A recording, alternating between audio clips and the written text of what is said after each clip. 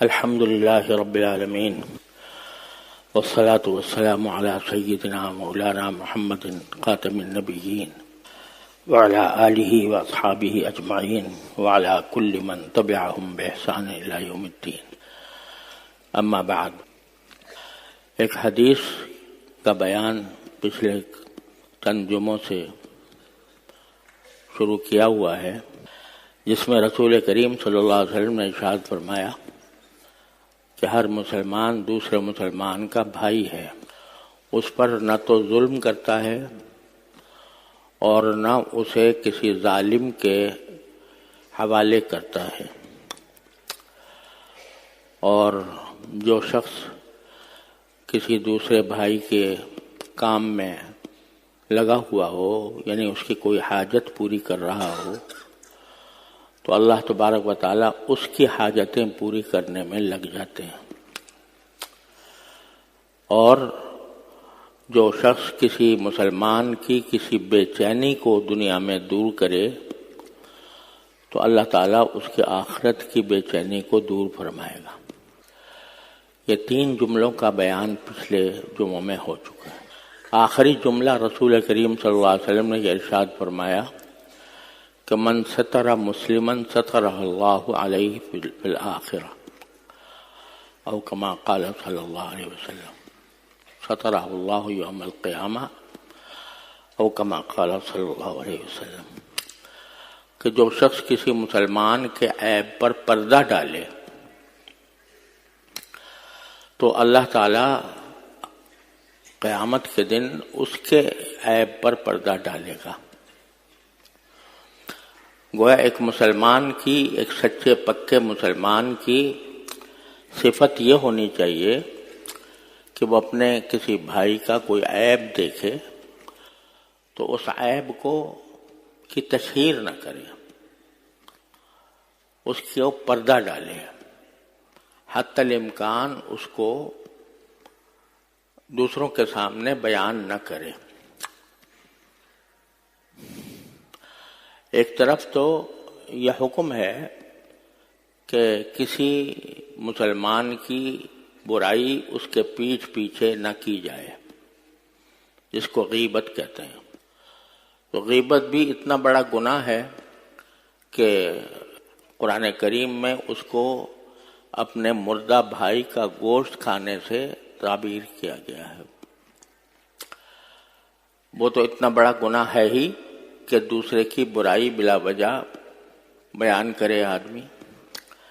اس سے آگے بڑھ کر ایک مومن کی صفت یہ بیان کی گئی ہے کہ برائی بیان کرنا تو بڑی بات ہے، اس کے عیب کو حتی الامکان چھپائے. جب یہ یہاں پر چھپائے گا تو اللہ تعالیٰ اس کے عیب کو آخرت میں قیامت کے دن چھپائیں گے. تو مسلمانوں کو ترغیب دی گئی ہے کہ وہ دوسرے مسلمان بھائی کو عیب پر پردہ ڈالا کریں.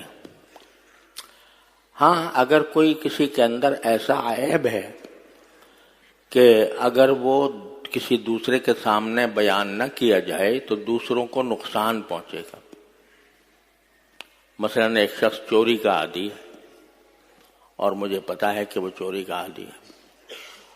اب اگر کسی ایسے شخص سے وہ بات بیان کی جائے جس کے بارے میں یہ اندیشہ ہو کہ شاید یہ اس کی چوری کر لے، ایسے موقع پر خود صاحب معاملہ کو بتا دینا یہ جائز ہے، کیونکہ اگر اس وقت بھی اس کے عیب پر پردہ ڈالیں گے، اس کے چور ہونے پر پردہ ڈالیں گے تو کسی دوسرے مسلمان کو نقصان پہنچ جائے گا. تو نقصان سے دوسرے کو بچانا بھی ضروری ہے، لہذا وہاں تو بیان کرنا ہے. لیکن جہاں بلا کوئی ضرورت نہیں ہے اس عیب کو بیان کرنے کی، تو اس وقت میں حکم یہ ہے کہ اس کے عیب کو چھپاؤ. اور اس کے مقابل میں حدیث میں یہ بھی فرمایا کہ بلا تجسسوا، کہ کسی دوسرے کی ٹوہ میں نہ لگو. یعنی بعض لوگوں کی عادت ہوتی ہے کہ دوسرے آدمی کی جاسوسی کرتے ہیں، یعنی اس کے دیکھتے ہیں کہ یہ کیا کر رہا ہے، کیا نہیں کر رہا، کہاں سے اس کے پیسے آ رہے ہیں، کہاں سے اس کی دولت آ رہی ہے، کہاں سے اس کا کام چل رہا ہے، اس کی تفصیلات معلوم کرنے کی فکر کرتے ہیں اور اس کے لیے خفیہ راستے بھی اختیار کرتے ہیں۔ تو قرآن کریم میں بھی اس کو منع فرمایا گیا اور رسول کریم صلی اللہ علیہ وسلم نے صاف صاف بیان فرمایا وَلَا تَجَسَّسُوا، ایک دوسرے کی جاسوسی نہ کرو۔ جاسوسی کرنے کا معنی یہ ہے کہ آدمی اس فکر میں پڑا رہے کہ اس کا مجھے کوئی عیب پتہ چلے، اس کی کوئی خرابی مجھے معلوم ہو۔ تو یہ تجسس جو ہے یہ اس کو بھی منع کیا گیا ہے۔ تو اور اگر تجسس کے بغیر ٹوہ میں لگے ہوئے اگر کسی کا کوئی عیب سامنے آ گیا تو اس عیب کو پردہ ڈالو، اس پر پردہ ڈالو، حتی الامکان اس کو دوسروں کے سامنے بیان نہ کرو، کیونکہ یہ اس مسلمان کی حق تلفی ہے۔ تو یہ پردہ پوشی یعنی کسی کی عیب کے اوپر پردہ ڈالنا، اس کی اتنی بڑی فضیلت بیان فرمائی گئی کہ آخرت میں اللہ تعالیٰ تمہارے پردہ ڈالے گا۔ آخرت میں اللہ بچائے بہت سے گناہ ایسے ہیں جن کے بارے میں حدیث میں آتا ہے کہ وہ برسر عام لوگوں کو بتائے جائیں گے، جس سے اس کی رسوائی ہوگی۔ عذاب تو اپنی جگہ، لیکن ساتھ ساتھ دوسروں کے سامنے اس کی رسوائی ہوگی۔ تو اس رسوائی سے بچنے کے لیے اگر آدمی اس بات کا اہتمام کرے کہ کسی دوسرے شخص کے عیب کو اچھالے نہیں، بس معلوم ہو گیا تو معلوم ہو گیا، اگر عیب معلوم ہوا ہے تو کرنا یہ چاہیے کہ دل میں دعا کرے یا زبان سے دعا کرے، یا اللہ اس کے اندر یہ عیب ہے، یہ اس کا دور ہو جائے۔ اور اس عیب کو دور کرنے کے لیے جو ذرائع ہو سکتے ہیں، مثلاً کسی اس کو نصیحت کرنا، تنہائی میں اس کو نصیحت کرنا، اس کی خیرخواہی میں نصیحت کرنا، نرمی کے ساتھ، حکمت کے ساتھ، تو یہ تو مسلمان کو چاہیے۔ لیکن اس کو اچھالے اس عیب کو اور اس کی پردہ پوشی سے انکار کرے، یہ اچھی بات نہیں ہے، اور یہ انسان کے لیے آخرت میں بھی اللہ بچائے رسوائی کا ذریعہ بن سکتا ہے۔ تو نبی کریم صلی اللہ علیہ وسلم فرماتے ہیں کہ کسی مسلمان کے عیب پر پردہ ڈالا کرو۔ ہمارے بزرگوں میں اس کی عجیب و غریب مثالیں موجود ہیں۔ ہمارے بزرگوں میں اس بات کا اہتمام تھا کہ کسی شخص کی پردہ شکنی نہ ہو اور اس کی بات کی کوئی نہ کوئی تعویل کر لی جائے، یعنی اس کا کوئی ایسا منشا تلاش کر لیا جائے کہ جو صحیح منشا ہو۔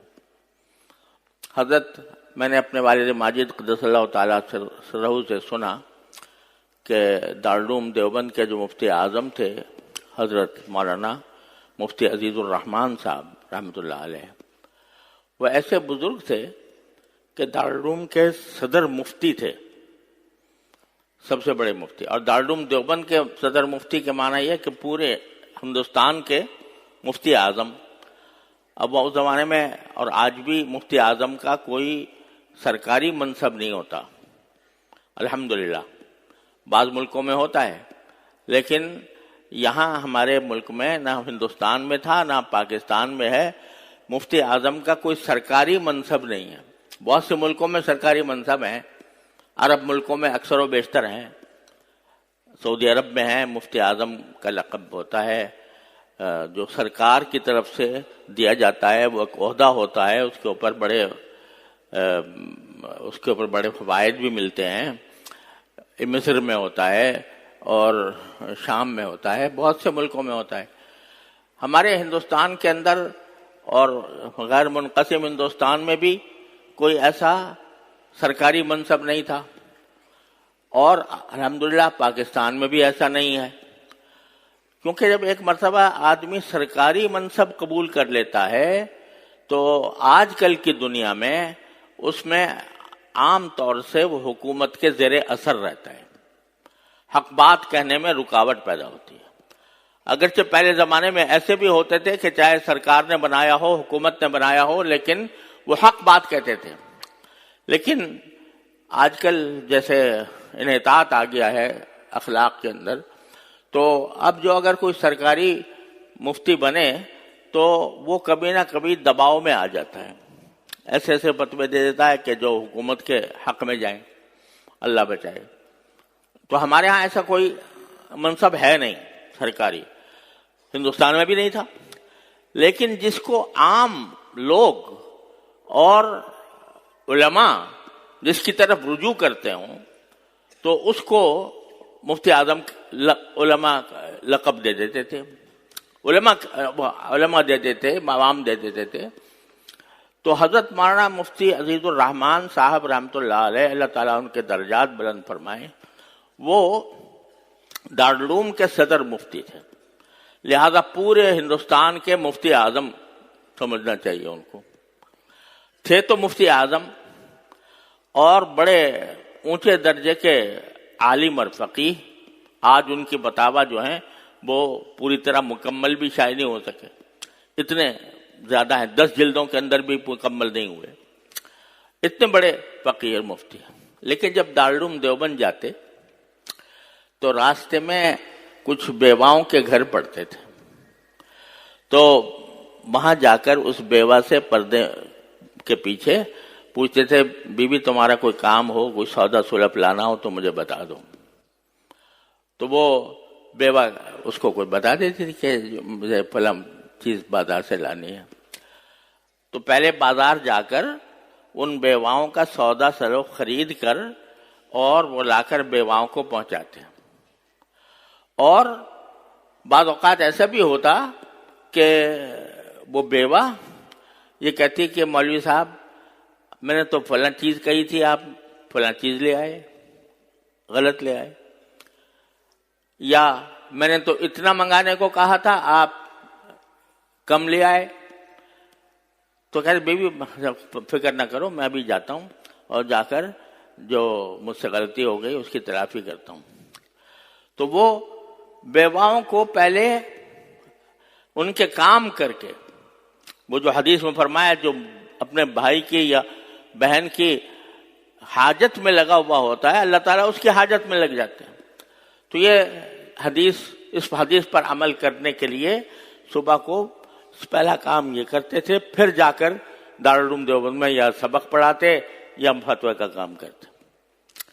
انہی کے بارے میں میں نے اپنے والد ماجد قدس اللہ تعالیٰ سرہ سے سنا، اور چونکہ حضرت والد صاحب رحمۃ اللہ علیہ ان کے شاگرد تھے براہ راست، اور فتویٰ میں بھی ان کے شاگرد تھے، اور بعد میں اللہ تعالیٰ نے انہی کے مقام پر دارالعلوم دیوبند کا صدر مفتی حضرت والد صاحب رحمۃ اللہ علیہ کو بنایا تھا۔ تو وہ فرماتے ہیں کہ میں نے ہمیشہ یہ دیکھا کہ اگر کوئی شخص حضرت مفتی عزیز الرحمان صاحب رحمۃ اللہ علیہ کے سامنے کوئی غلط بات کہتا تو فرماتے گویا آپ کا مطلب شاید یہ ہوگا، اس کی تعویل کر کے اس کو صحیح محمل پر محمول کر کے اس کو بتا دیتے، گویا آپ کا مطلب شاید یہ ہوگا، حالانکہ وہ بات غلط کہہ رہا ہے، لیکن غلط بات کو صحیح کر کے اس کی تعویل کر کے اس کو اس طرح کہہ دیتے۔ یہ نہیں کہتے بھائی تم غلط بات کر رہے ہو، فضول بات کر رہے ہو، غلط بات کر رہے ہو، بلکہ اس کی تعویل کر کے اس کو متنبع کر دیتے تھے کہ صحیح مفہوم یہ ہونا چاہیے تمہارا، اور تمہارے الفاظ سے شبہ ہو رہا ہے غلط بات کا۔ تو ایک مسلمان کا کام یہ ہے کہ کسی کی کوئی برائی دیکھے تو اس برائی کی حتی الامکان تعویل کرے، یعنی شاید اس نے اس لیے کر لیا ہوگا، شاید اس لیے کر لیا ہوگا۔ تو اگر فرض کرو کہ مثال کے طور پر آپ دیکھو کہ کسی آدمی کو جماعت کا وقت ہو رہا ہے، نماز کھڑی ہو رہی ہے اور وہ کہیں اور جا رہا ہے، مسجد کو چھوڑ کر. تو ایک صورت تو یہ ہے کہ اپنے دل میں یہ بٹھاؤ کہ بھائی یہ تاریخ جماعت ہے، یہ مسجد کی جماعت سے متنفر ہو کے بھاگ رہا ہے.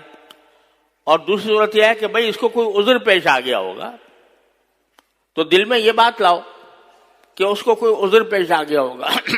ہو سکتا ہے کہ وہ ایسی حالت میں ہو کہ جس میں اس کو بیت الخلاء جانا ضروری ہے. مثال کے طور پر اس کا کوئی شخص بیمار ہے جس کی فوری امداد کی ضرورت ہے، اس لیے وہ مسجد میں نہیں آیا.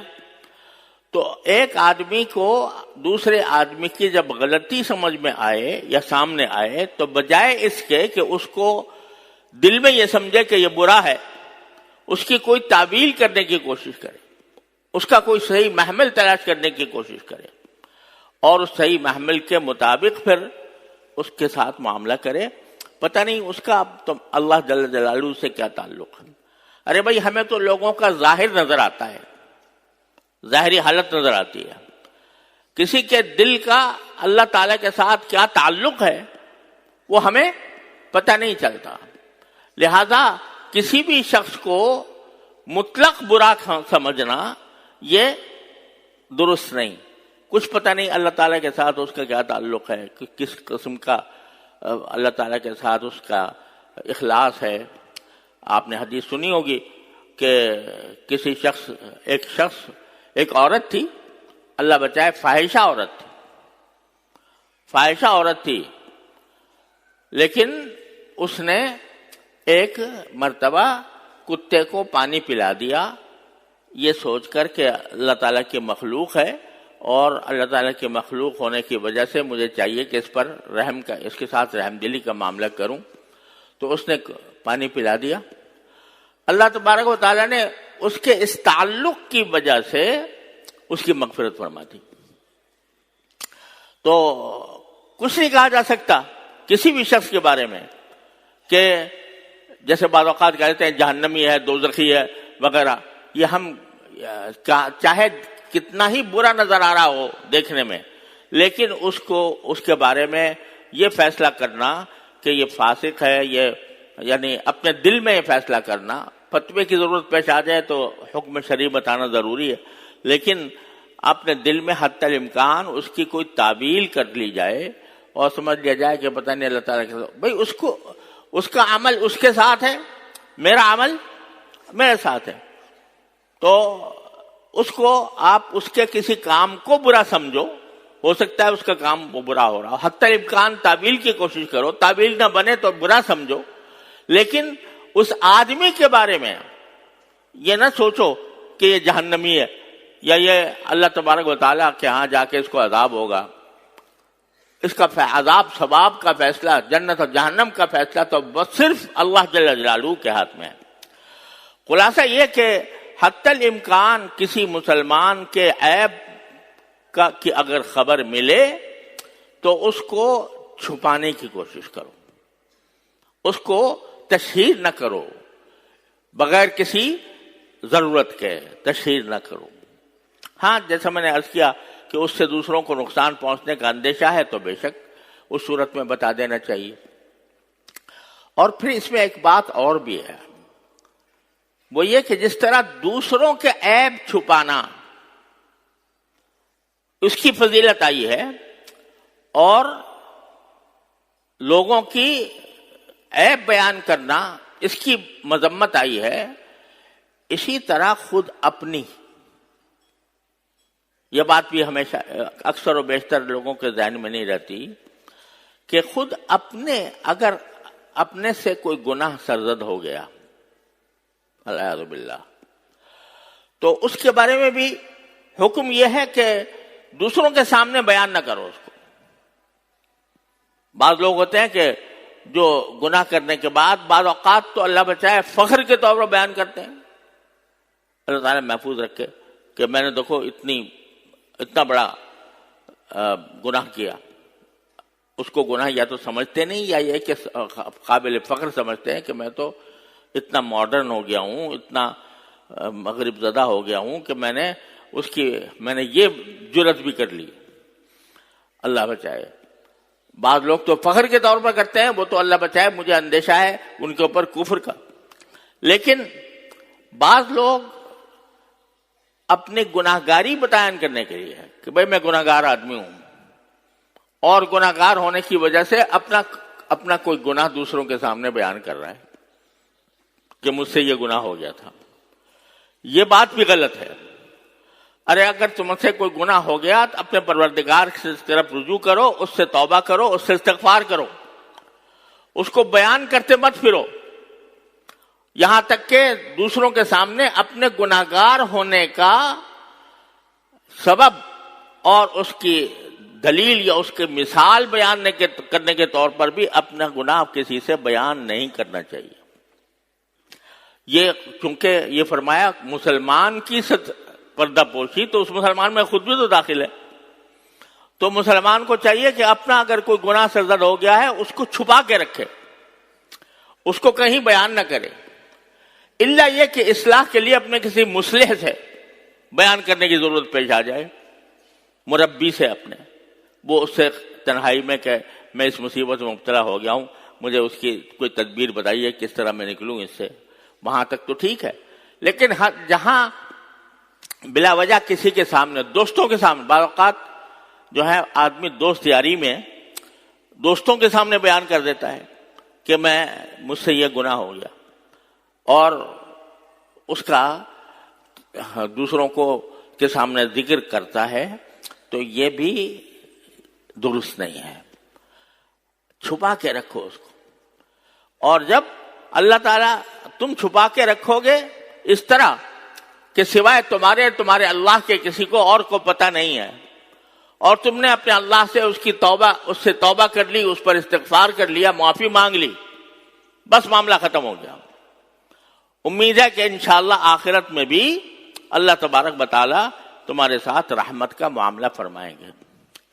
ایک حدیث میں آتا ہے، نبی کریم صلی اللہ علیہ وسلم نے بیان فرمایا کہ ایک شخص ہوگا، اس کو قیامت کے دن اللہ تعالیٰ بلائیں گے، اور حدیث میں ہے کہ اپنا بازو اس کے اوپر رکھیں گے، یعنی جیسے کوئی خفیہ طریقے سے کسی سے بات کرتا ہے. اللہ کا بازو اللہ تعالیٰ جانتا ہے، اس کی حقیقت اللہ تعالیٰ کو معلوم ہے، ہمیں نہیں معلوم ہو سکتی.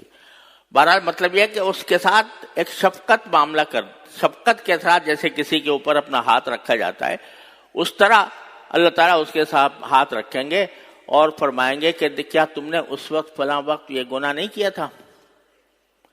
تو وہ کہے گا کہ جی ہاں یا اللہ میاں میں نے یہ گناہ کیا تھا. کہا فلاں وقت گناہ نہیں کیا تھا؟ کہ جی گناہ کیا تھا.